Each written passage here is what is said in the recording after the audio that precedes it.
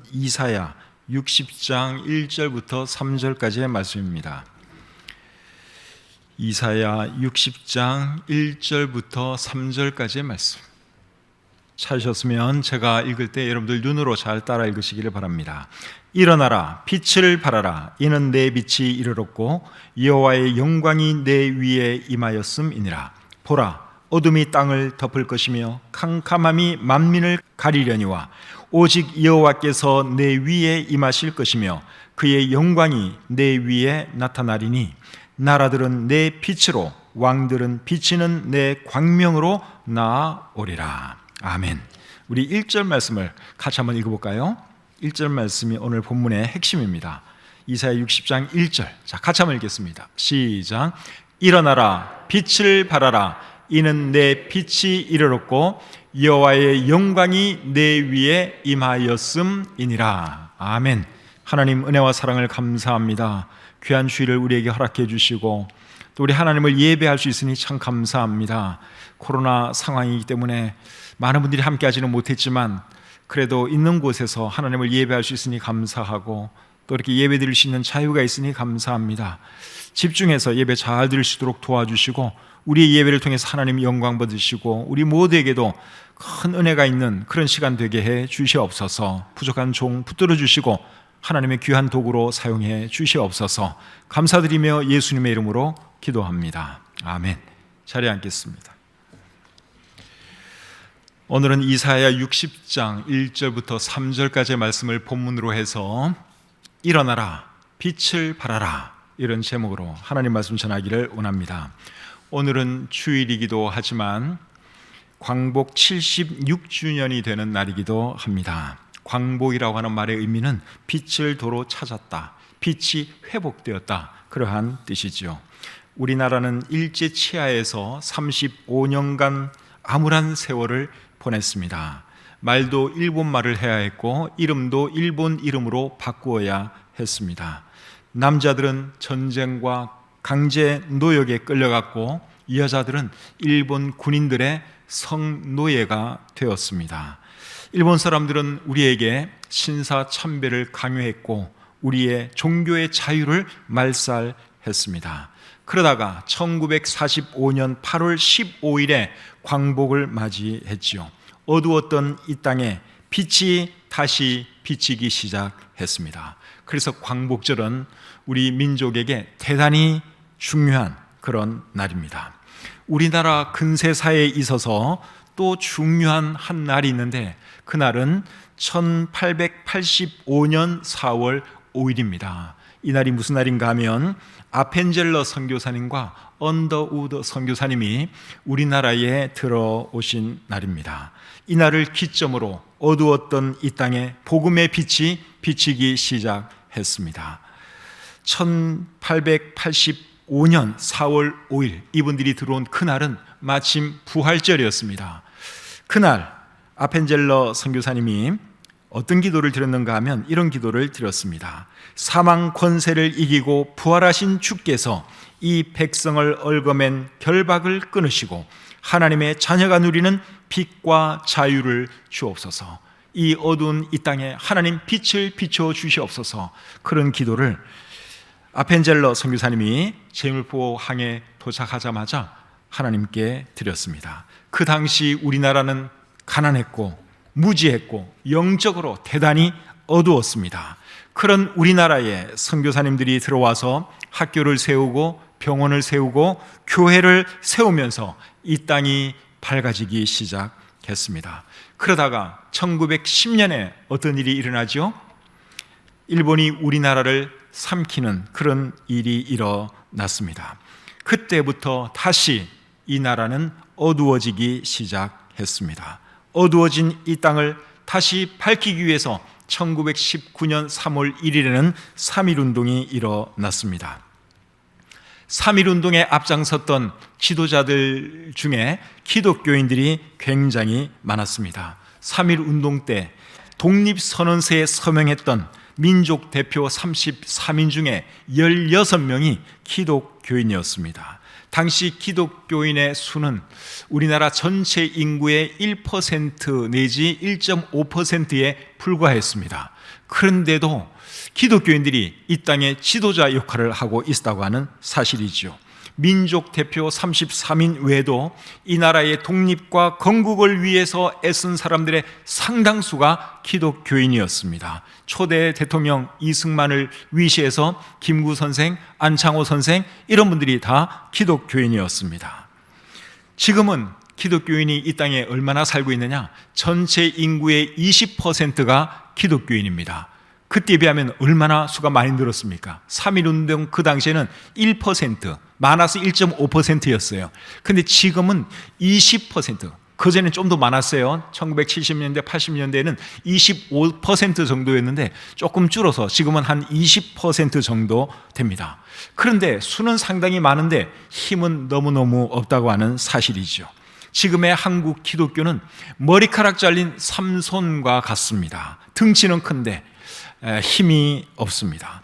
이렇게 계속 가면 한국의 기독교는 공룡처럼 흔적만 남기고 사라지는 것이 아닌가 하는 우려가 있는데 그런 일이 있어서는 안 되겠죠. 그런 일이 안 일어나려면 어떻게 해야 될까요? 기독교인들이 다시 일어나야 합니다. 일어나서 빛을 발해야 하는 것이죠. 오늘 본문 1절에 이렇게 말합니다. 일어나라, 빛을 발하라. 이는 내 빛이 이르렀고 여호와의 영광이 내 위에 임하였음이니라. 이 말씀은 원래 하나님께서 우리에게 주신 말씀은 아니고 원래는 예루살렘에게 주신 말씀입니다. 이스라엘 사람들에게 주신 말씀입니다. 이스라엘 사람들에게 주님이 뭐라 하셨는가 하면 일어나라, 빛을 발하라 그렇게 말씀을 하셨습니다. 왜 일어나야 하고 왜 빛을 발해야 하는 것입니까? 그 이유를 1절 중간부터 설명을 해주고 있습니다. 이는 내 빛이 이르렀고 여호와의 영광이 내 위에 임하였음이니라. 여기 보면 왜 일어나라고, 왜 빛을 발하라고 말씀하고 있습니까? 내 빛이 이르렀고 너의 빛이 이르렀고 여호와의 영광이 너 위에 임하였기 때문에 네가 일어나야 하고 빛을 발해야 한다. 우리 하나님께서 그렇게 말씀하고 있습니다. 1절 하반절 말씀의 의미가 뭘까요? 내 빛이 이르렀다. 그리고 여호와의 영광이 내 위에 임했다 하는 이 말의 의미가 뭘까요?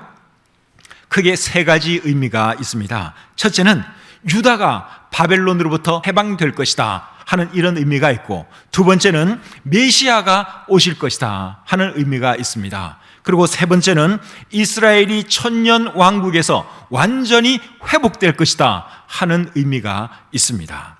그 다음 절을 보시면 이제 그런 의미를 우리가 조금 더 정확하게 이해할 수 있습니다. 2절, 3절 보겠습니다. 보라, 어둠이 땅을 덮을 것이며 캄캄함이 만민을 가리려니와 오직 여호와께서 내 위에 임하실 것이며 그의 영광이 내 위에 나타나리니 나라들은 내 빛으로 왕들은 비치는 내 광명으로 나아오리라. 자, 이 말씀을 잘 보시면 2절에 이렇게 말합니다. 보라, 어둠이 땅을 덮을 것이며 캄캄함이 만민을 가릴 것이다. 여러분, 이게 무슨 말이에요? 어둠이 땅을 덮을 것이고 캄캄함이 만민을 가릴 것이다. 이 말씀의 의미는 두 가지인데요. 첫째는 바벨론이 유다와 여러 나라들을 삼킬 것을 의미합니다. 그리고 두 번째는 예수님께서 이 땅에 오시기 전에 온 세상이 죄로 인해서 깜깜한 그런 상태가 될 것이다. 그것을 여기서 말씀하고 있습니다. 그 다음에 2절 중간에 보시면 오직 여호와께서 내 위에 임하실 것이며 그의 영광이 내 위에 나타날 것이다. 그렇게 말씀을 하고 있죠. 이 말씀의 의미는 또 뭔가 하면 유다가 바벨론으로부터 해방될 것이다. 그리고 어두운 땅에 메시아가 오실 것이다. 그러한 뜻입니다. 그리고 3절을 보시면 나라들은 내 빛으로 왕들은 비치는 내 광명으로 나아오리라. 이 말씀의 의미도 역시 두 가지인데요. 첫 번째는 많은 나라의 왕과 백성들이 빛으로 오신 예수님께 나와 구원받을 것이다. 그러한 뜻이 있습니다. 예수님은 이스라엘 사람으로 이스라엘 땅에 오셨는데 이스라엘 사람들이 예수님을 빛으로 알아보지를 못했습니다. 하나님으로 알아보지를 못했습니다. 그래서 어떻게 했죠? 십자가에 매달아 죽였죠. 그 결과 이방 사람들이 구원을 받게 되었습니다. 거기에 대해서 요한복음 1장 9절부터 13절에는 이렇게 기록을 하고 있습니다. 요한복음 1장 9절부터 13절입니다. 참빛 곧 세상에 와서 각 사람에게 비추는 빛이 있었나니 그가 세상에 계셨으며 세상은 그로 말미암아 지은 바 되었으되 세상이 그를 알지 못하였고 자기 땅에 오매 자기 백성이 영접하지 아니하였으나 영접하는 자 곧 그 이름을 믿는 자들에게는 하나님의 자녀가 되는 권세를 주셨으니 이는 혈통으로나 육정으로나 사람의 뜻으로 나지 아니하고 오직 하나님께로부터 난 자들이니라. 이스라엘 사람들은 예수님을 알아보지 못했어요. 그래서 결국 예수님을 십자가에 못 박아 죽였습니다. 그런데 이방 사람들은 예수님을 받아들였죠. 그렇게 해서 구원의 복음이 이방 사람들에게 전해지게 되었고 우리 대한민국까지 들어왔고 저와 여러분들이 예수님 통해서 구원받게 된 것입니다. 이방 사람들이 예수님 통해서 구원받게 될 것은 구약 성경에도 사실은 예언을 하고 있습니다. 이사야 49장 6절 말씀 제가 읽어드리겠습니다.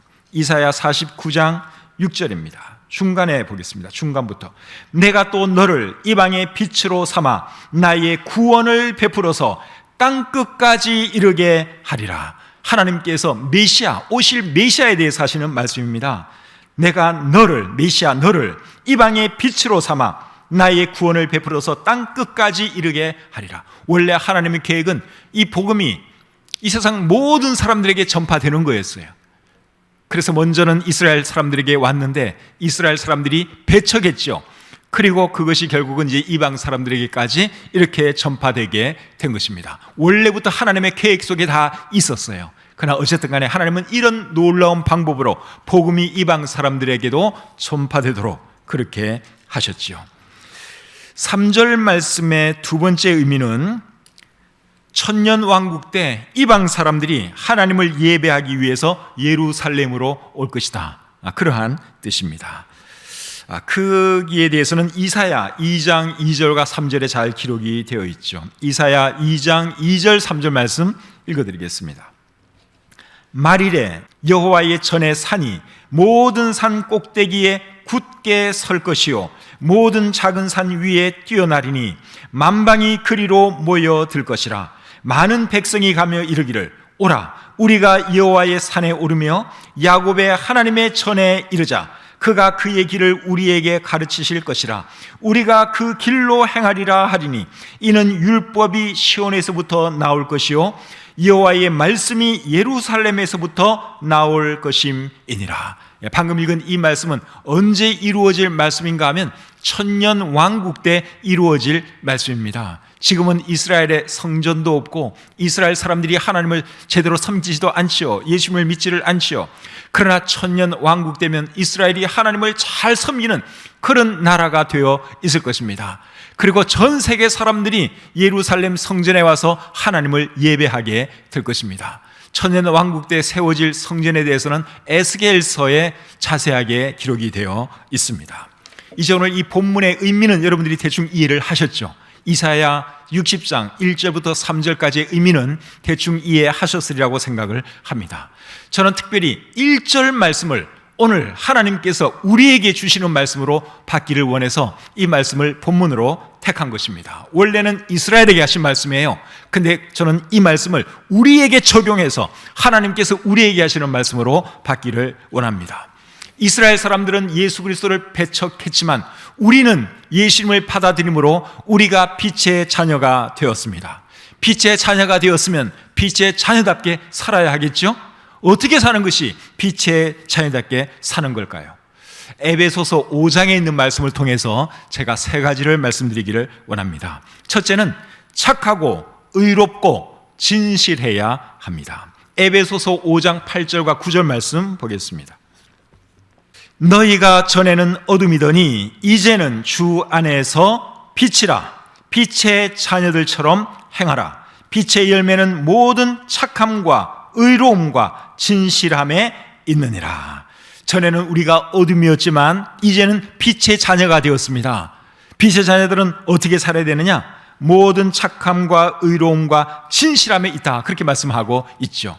그래서 우리는 착하게 살아야 합니다. 바르게 살아야 하고 진실되게 살아야 합니다. 마태복음 5장 16절에서 예수님은 또 이런 말씀을 하십니다. 이같이 너희 빛이 사람 앞에 비치게 하여 그들로 너희 착한 행실을 보고 하늘에 계신 너희 아버지께 영광을 돌리게 하라. 우리 예수님도 착하게 살 것을 말씀하고 있습니다. 그래서 우리 하나님의 자녀들은 착하게 살아야 됩니다. 의롭게 살아야 하고 진실하게 살아야 합니다. 오늘날 우리 한국의 기독교인들이 욕을 많이 먹고 있죠. 기독교인들이 욕을 먹는 이유가 뭡니까? 간단하게 말하면 착하게 살지 않아서 그런 것입니다. 제가 볼 때 상당수의 그리스도인들은 그래도 바르게 살아가고 있어요. 믿지 않는 사람들보다 훨씬 나은 삶을 살아가고 있습니다. 그런데 이제 가끔 교회 다닌다 그러면서, 기독교인이라 그러면서 못된 사람도 없지 않아 있죠. 근데 이제 믿지 않는 사람들은 착하게 살아가는 다수 그리스도인들을 안 보고 항상 조금 문제가 있는, 조금 착하지 못한 그런 사람들을 본단 말입니다. 그러니까 온 교회를 다 욕하는 것이죠. 예수 믿는 사람들 나쁘다고 그렇게 욕을 하고, 예수 믿는 사람들이 이기적이라고 뭐 그런 말도 하고 그럽니다. 최근에는 우리 정부하고 언론도 기독교인들이 조금 착하지 않은 것처럼 보이게 하는데 일조를 했다고 생각을 합니다. 공정한 이 방역 정책을 제시하면 기독교인들이 불만도 없고 잘 따르고 할 터인데, 이제 공정하지 못하다고 생각하니까 이제 어떤 교회들이 거기에 반발도 하고 또 정부가 제시한 그런 방역 지침도 제대로 안 따르고, 방역은 사실 다 잘하고 있는데 이제 모임에 있어서 정부의 그 지시를 안 따른 그런 교회들도 가끔 있죠. 이제 그러다 보니까 사람들이 막 교회를 욕하죠. 교회는 자기들밖에 모르는 사람들이다, 이기적인 사람들이다. 사실 교회가 여러분 방역을 얼마나 잘하고 있습니까? 그런데 어떻게 하다가 코로나 환자가 교회에서 나오기라도 하면 마치 이 교회가 코로나의 발원지인 것처럼 난리를 부리고 떠들고 막 그렇게 하고 있죠. 그러니까 잘 모르는 사람들은, 예수 안 믿는 사람들은 아, 교회가 참 나쁘네, 이제 이런 인식을 저절로 가지게 되는 것이죠. 근데 제가 참 신기한 게 뭔가 하면 버스하고 지하철에서는 절대로 코로나 환자가 안 나온다는 겁니다. 지금까지 지하철에서 코로나 환자 나왔다는 거 제가 들어보지를 못했어요. 근데 이상하게 교회는 코로나 환자가 나와요. 이건 어떤 시각으로 어떻게 발표를 하느냐, 어떻게 조사를 하느냐, 여기에 따라서 달라지는 건데, 어쨌든 우리나라 정부와 언론이 기독교인들, 교회에 대해서 안 좋게 보이도록 그런 일조를 한 것은 사실입니다. 세상은 교회를 안 좋게 봐도 저와 여러분들은 착하게 살려고 노력할 수 있기를 바랍니다. 우리가 더 착하게 살려고 노력하다 보면 사람들이 우리를 좋게 봐줄 날이 올 것입니다. 그리고 사람들이 다시 교회로 몰려올 날이 있을 것입니다. 초대교회가 부흥하고 성장할 수 있었던 가장 중요한 비결 중에 하나가 뭔가 하면 그들이 믿지 않는 사람들로부터 칭찬을 받았다는 것입니다. 사도행전 2장 47절에 보시면 이렇게 기록이 되어 있습니다. 하나님을 찬미하며 또 온 백성에게 칭송을 받으니 주께서 구원받는 사람을 날마다 더하게 하시니라. 그래서 이 교회가 잘 되려면 사실 칭찬을 들어야 합니다. 그래서 가끔 참 착하지 않은 그런 기독교인들도 있고 또 하지만 그래도 저와 여러분들은 더 착하게 살고 더 바르게 살고 더 본이 되게 살아서 우리 주님께 영광 돌리고 또 믿지 않는 사람들에게도 좋은 본이 되었으면 좋겠습니다. 두 번째로 어떻게 사는 것이 빛의 자녀답게 사는 것이냐? 예배 잘 드리고 전도 열심히 해야 합니다. 에베소서 5장 10절을 보겠습니다. 주를 기쁘시게 할 것이 무엇인가 시험하여 보라. 여기서 시험하여 보라 하는 말을 하고 있는데 분별하여 보라, 그러한 뜻입니다. 여러분 생각에는 여러분이 무엇을 하면 주님께서 기뻐하실 것 같습니까? 일단은 기본적으로 착하게는 살아야 합니다. 그리고 또 뭘 해야 되느냐? 예배 잘 드려야 하고 전도 열심히 해야 합니다. 그것을 우리 주님은 정말 기뻐하십니다. 예배의 중요성에 대해서는 뭐 굳이 강조 안 해도 여러분들이 잘 아십니다. 요한복음 4장 23절을 보시면 우리 하나님은 예배하는 자들을 찾고 계신다고 말씀하고 있습니다. 누가 예배 잘 드리나? 우리 하나님은 그거 찾고 계시는 분이세요. 어떤 사람을 하나님은 기뻐하시느냐? 예배 잘 드리는 사람을 우리 하나님은 기뻐하십니다. 전도의 중요성에 대해서는 마가복음 1장 38절과 마가복음 16장 15절이 잘 말해주고 있습니다. 마가복음 1장 38절에 보시면 예수님은 전도하기 위해서 내가 이 땅에 왔다, 그런 말씀을 하고 계세요. 왜 예수님이 이 땅에 오셨느냐? 전도하기 위해서 오셨습니다. 십자가에 달려 피 흘려 돌아가시고, 그리고 그 사실을 근거로 해서 사람들이 구원받도록 하기 위해서, 많은 사람들을 주님께로 인도하기 위해서 우리 예수님이 이 땅에 오신 것이죠. 그리고 예수님이 우리에게 주신 마지막 명령은 또 뭡니까? 마가복음 16장 15절에 보시면 너희는 온 천하에 다니며 만민에게 복음을 전파하라, 전도의 명령을 주셨죠. 이게 우리에게 주신 주님의 가장 큰 명령입니다. 그래서 우리가 정말 잘해야 할 것이 뭔가 하면, 착하게 사는 것, 이거는 기본이에요. 착하게 사는 것을 기본으로 하고, 뭘 잘해야 되느냐? 예배 생활 잘해야 하고 전도 열심히 해야 합니다. 이게 교회에서 제일 중요한 일입니다.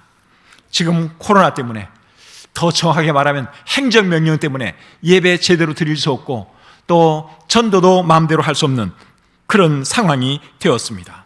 아무리 상황이 힘들어도 우리가 예배하고 전도하는 일은 결코 멈추어서는 안 됩니다. 초대교회가 핍박 속에서도 여러분 예배하는 것과 전도하는 것을 멈추지 않았어요. 그렇게 했더니 결국 어떻게 되었습니까?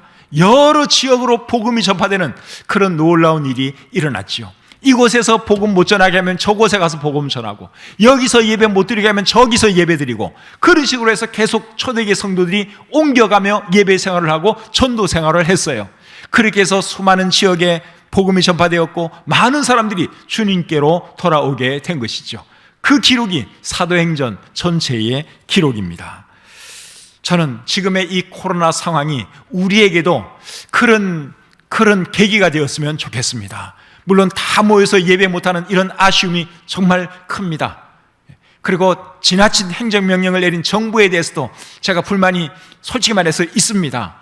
그래도 어쨌든 간에 모이지 못하게 하면 집에서라도 온라인으로 예배 드리면 될 것이고, 또 직접 대면해서 예배 전도하지 못한다면 우리가 온라인을 통해서든지 아는 사람에게 전도하는 방법으로 또 전도하는 방법도 있죠. 중요한 것은 어떤 일이 있어도 예배와 전도를 멈추면 안 된다 하는 것입니다.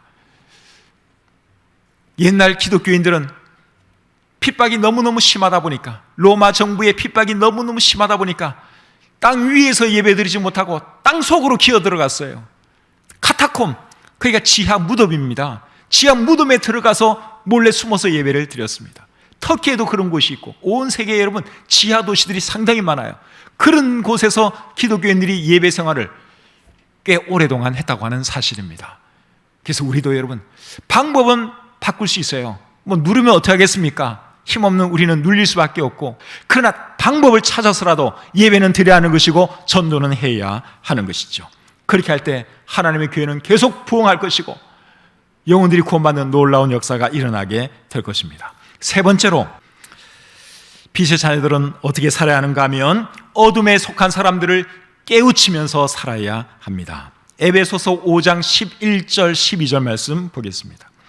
에베소서 5장 11절 12절. 너희는 열매 없는 어둠의 일에 참여하지 말고 도리어 책망하라. 그들이 은밀히 행하는 것들은 말하기도 부끄러운 것들이라. 여기 보면 어둠의 일에 대해서 말을 하면서 책망하라 말씀하고 있죠. 우리 개역 개정판에서는 책망하라 그렇게 번역을 했는데, 표준 세번역, 공동번역, NASB, NIV 영어 성경에서는 폭로하라, 드러내라 그렇게 번역을 하고 있습니다. 오늘날 여러분, 우리가 드러내야 할 어둠의 일에는 어떤 것이 있을까요? 가장 대표적인 것이 저는 동성애라고 생각을 합니다. 방금 읽은 12절 말씀을 다시 한번 보겠습니다. 그들이 은밀히 행하는 것들은 말하기도 부끄러운 것들이라. 여러분, 이 말씀이 동성애에 대한 말씀 같지 않습니까? 로마서 1장 26절과 27절에 보시면 동성애에 대해서 부끄러운 일이라고 그렇게 말을 하고 있습니다. 그 말씀도 제가 한번 읽어드리겠습니다. 로마서 1장 26절 27절입니다. 이 때문에 하나님께서 그들을 부끄러운 욕심에 내버려 두셨으니 곧 그들의 여자들도 순리대로 쓸 것을 바꾸어 영리로 쓰며 그와 같이 남자들도 순리대로 여자 쓰기를 버리고 서로 향하여 음욕이 부릴 듯하며 남자가 남자와 더불어 부끄러운 일을 행하여 그들의 그릇됨에 상당한 보응을 그들 자신이 받았느니라. 여기 보니까 남자가 남자로 더불어 부끄러운 일을 하고 여자가 여자로 더불어 부끄러운 일을 한다, 그렇게 말씀을 하고 있죠. 동성애에 대한 말씀입니다. 여러분, 사실 이 동성애가 얼마나 부끄러운 짓입니까? 남자가 남자와 그 짓을 하고 여자가 여자가 그렇게 하고 있고, 참 부끄러운 일이죠. 짐승도 그런 짓은 안 합니다. 그래서 그거는 잘못됐다고 우리가 말할 수 있어야 하는 것이죠. 지금 차별금지법, 평등법 이런 것들이 국회에 올라와 있어요. 만약에 그게 가결이 되면 제가 여기서 강단에서 동성애 틀렸습니다, 잘못됐습니다, 그렇게 말하면 누가 고소할 수 있어요? 그러면 제가 벌금을 내든지 감옥에 가든지 하는 그런 일도 일어날 수 있습니다. 그런데 우리나라가 그렇게 가면 안 되죠. 그래서 그렇게 안 되도록 여러분들이 기도해 주시기를 바랍니다. 동성애 외에도 여러분, 우리가 또 드러내야 할 일에는 어떤 게 있을까요? 낙태, 공산주의, 진화론 사상, 이런 거 여러분 다 어둠의 일들입니다. 어떤 여성들은 낙태는 내 몸을 가지고 내가 낙태하겠다는데 왜 나라가 간섭을 하냐, 그렇게 말하는데 여러분, 자기 몸 속에 있는 그 생명이라고 해서 자기 것이 아닙니다. 이미 생명이 시작되었으면 그건 분명히 생명입니다. 사람입니다. 어쩔 수 없이 강간이라든가 근친상간에 의해서 임신했다, 낙태할 수밖에 없는 그런 상황은 제가 이해를 합니다. 그런데 자기가 원해서, 자기네끼리 사랑해서 아기가 생겼는데 자기가 불편하다고 해서, 원치 않는다고 해서 그 생명을 죽이는 것은 그거는 살인죄예요. 우리나라 법은 그런 죄는 살인죄가 아닌지 모르지만 하나님이 볼 때 그거는 살인입니다. 그래서 낙태는 해서는 안 되는 것이죠. 공산주의 사상 가지고 있는 사람들도 우리나라에 지금 꽤 많이 있는 것 같습니다. 얼마 전에 또 간첩들이 또 발견되기도 했죠. 그런데 안 발견된 간첩들도 제 생각에는 굉장히 많다고 생각이 듭니다. 북한이 가난한 걸 보면서도 북한의 그 공산주의 사상 좋아하는 거 보면 제가 이해할 수가 없어요. 공산주의 사상은 뭐가 문제냐? 그 사람들은 하나님을 부인합니다. 하나님을 믿지를 않아요. 하나님 믿지 않으면 생명에 대한 존중하는 마음이 없습니다. 여러분, 북한의 김정은이가 사람 생명 존중하는 거 보셨습니까? 자기에게 걸림돌이 된다 가차없이 죽입니다. 고모부도 상관없고 자기 형도 불필요하면 죽이는 거예요. 그게 공산주의 사상입니다. 하나님에 대한 두려움이 없기 때문에 그런 것이죠. 그래서 이 공산주의는 하나님의 가치관, 성경의 가치관하고는 정면으로 배치가 되는 거예요. 그러니까 우리는 그런 거 용인해 줄 수 없는 것이죠. 진화론도 마찬가지예요. 진화론은 미생물에서부터 점점 발전해가지고 사람이 되었다 하는 게 진화론인데, 그 논리라면 사람은 여러분 잘 진화된 동물에 불과한 거예요. 동물이나 사람이나 차이가 없어요. 근데 사람은 사람이고 동물은 동물이지 사람이 동물일 수는 없습니다. 근데 진화론은 그렇게 만들어버리는 거예요. 사람을 동물화시킬 수 있어요. 근데 사람은 하나님의 형상으로 지음받은 하나님의 특별한 존재라고 하는 것을 우리가 잊으시면 안 되는 것이죠. 이제 말씀을 마치겠습니다. 오늘은 주일이기도 하고 광복 76주년이 되는 날이기도 합니다. 지금까지 우리나라를 지켜주신 하나님께 감사드리고, 또 이 나라의 광복을 위해서 수고하신 우리 선조들, 지금도 살아계시는 우리 독립운동하신 분들에게 감사를 드립니다. 그리고 이 땅에 복음을 전하기 위해서 미국에서, 카나다에서, 호주에서, 영국에서 많은 선교사님들이 이 땅에 왔습니다. 이제 대부분이 돌아가셨을 텐데, 참 그런 분들 주님 품에 가셨을 텐데 그분들의 은혜도 우리가 잊어서는 안 되지요. 앞으로도 저는 우리나라가 더 잘 살고 더 복음이 왕성한 그런 나라가 되기를 소망합니다. 그렇게 되려면 이 땅에 더 많은 그리스도인들이 생겨야 하죠.